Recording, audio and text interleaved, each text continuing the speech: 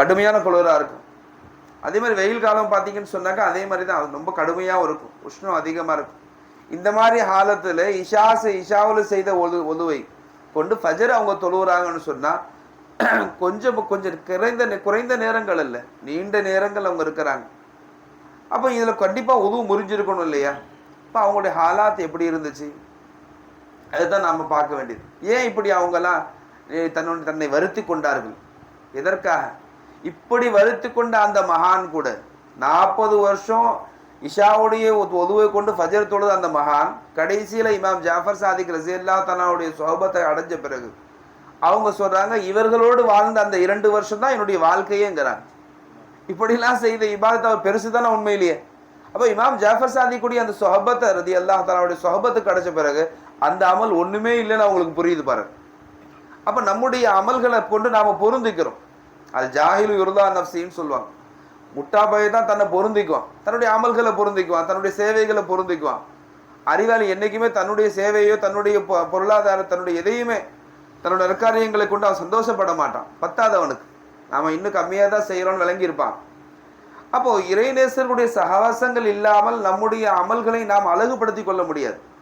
நாம் செஞ்சுக்கிட்டு தான் இருக்கிறோம், அதை கொண்டு போதுமாக்கிக்கிட்டே இருக்கிறோம் நாம், அது பத்தாது நமக்கு. ஹைர் அல்ஹம்துலில்லாஹ்.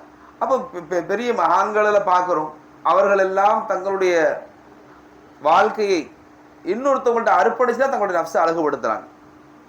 அப்போ நஃப்ஸு இருக்கு தான் சுயமாக ஒரு மனிதனை சுத்தப்படுத்திடாது, அது வழிகெடுக்க தான் பார்க்கும்.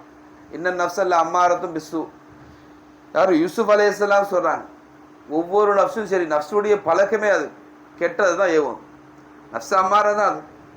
அப்போ நஃப்ஸு நமக்கு நல்லது சொல்கிற மாதிரியே தெரியும், எல்லாரையும் ஒரே மாதிரி கெடுக்காதுங்க. எல்லாரையும் கொண்டு போய் சினிமா கொண்டாலும் நிறுத்தாது, எல்லாரையும் கொண்டு போய் விசார விடுதலை போய் நிறுத்தாது. அது யாரை எப்படி நிறுத்தணும்னு அதுக்கு தெரியும். சில நேரத்தில் ஒரு பாமர மனிதனை கொண்டு போய் சினிமா கொண்டாலும் நிறுத்துகிற அதே நஃப்ஸு ஒரு ஆலிமா அவனுடைய இன்னொருத்தவனை பார்த்து தன்னை உயர்ந்தவன் விளங்க வச்சு அவனை விட இவனை கெட்டவனாக மாற்றி விட்டுரும். அது நமக்கு வெளியில் பார்க்கும்போது இவன் கெட்ட பழக்கம் எந்த மாதிரி செய்யலையே, இவன் பாவங்கள் எதுவுமே செய்யலையேன்னு தோணும். சில நேரத்தில் அது நஃப்ஸ் இருக்கே அது கொடூரமானது, அதனுடைய சூழ்ச்சியை நம்மளால் விளங்கவே முடியாது. அந்த சூழ்ச்சியை விளங்குவதற்கு தான் நமக்கு நல்லடியார்களுடைய தயவுகள் தேவைப்படுது. அதனால் அவர்களுடைய அந்த சகவாசம் நம்முடைய அந்த குறைகளை நமக்கு காட்டி தரும், அவங்களுடைய பழக்க வழக்கங்கள். அல்ஹம்துலில்லாஹ். இப்போ நமக்கு எஜமானுடைய ஜமாலி நாயகத்துடைய மதாந்திர ஃபாத்திஹா, அவங்களுடைய அந்த ஃபாத்திஹால் அந்த நம்ம நாளின் பரக்காத்தினால் நமக்கு பல விஷயங்கள் இங்கே பகிர்ந்து கொள்ளப்படுகிறது. அவர்கள் ஆசைப்பட்டது அதுதான், அவங்களுடைய பணிவு, அவங்களுடைய அந்த யாரையும் அஜித்து கூட அவங்க சொன்னாங்க, யாரையும் வருத்தப்படுத்தாமல் நடந்து கொள்வது. சில நேரங்களில் கண்டிப்பாங்க அடுத்த உடனே அவங்க சமாதானப்படுத்த ஆசைப்படுவாங்க. அந்த பழக்கங்களை எல்லாத்தையும் நாங்கள் ஒட்டுமொத்தமாக எல்லா ஷேஃப்மார்களுடைய அந்த நல்ல ஒழுக்கங்களை எல்லாத்தையும் ஒட்டுமொத்தமாக நாங்கள் வலிலா சஜாதட்ட நாங்கள் அதை பார்க்குறோம். அல்ஹம்துலில்லாஹ். அல்லாஹ் கொடுத்த பெரிய ஞாபகத்தை எங்களுக்கு அவங்களுடைய சுஹபத்தெல்லாம் அல்லாஹ் நசீபாக்குனது. அல்ஹம்துலில்லாஹ். அவங்களுடைய அந்த இதில் போகும்போது அவங்களுடைய ஒவ்வொரு வலிமாவுடைய தர்பார்லையும் அவர்கள் அந்த நெருங்கி அவர்கள் இருக்கும்போது பார்த்தா நம்ம சொந்த இடத்துக்கு வந்த மாதிரி ஒரு ஹாலத், அவங்களோட ஒரு நெருக்கம் நமக்கு இருக்குங்கிறத விளங்க வைக்கிறாங்க.